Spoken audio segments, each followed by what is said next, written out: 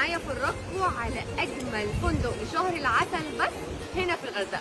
يلا بينا. بلو سبا ريزورت احلى منتجع للهاني مونر بس في الغردقه. المنتجع موجود في الممشى السياحي في الغردقه. المكان كله تحس كده انك رحت اليونان، كله ابيض في ازرق بس، وفي اكتر من بول هيتد، كمان في اكبر سبا. ده المنتجع اصلا اسمه بلو سبا. تخيل بقى السبا هيكون عامل ازاي، بتخش جوه حلم تخرج منه واحد تاني. الاجواء كلها رائعه، في رومز كتير قوي للمساج، وموجود فيه اكتر من رويال سويت جوه السبا، وفي اكتر من جاكوزي معلق كمان. وكمان الروم بتاع الاوتيل حلوه قوي والديزاين يجنن. ده الفيو بتاعك طول اليوم على البول وعلى البحر كمان، وفي اكتر من بول هيتد. كمان في نشاطات كتير ممكن تلعبها زي شطرنج زي ما انتم شايفين معايا، وفي كمان بينج بونج والعاب كتير وتنس وسله وكرة قدم. والبحر هناك يجنن، البحر الأحمر وجماله يا جماعة. كمان في فيو مراكب يجنن، تحس إنك في برشلونة مثلا. وفي مراجيح بقى في كل مكان، حتى على البول في مراجيح زي اللي أنا موجودة عليها دلوقتي، تجنن. الهدوء ده سمة المكان.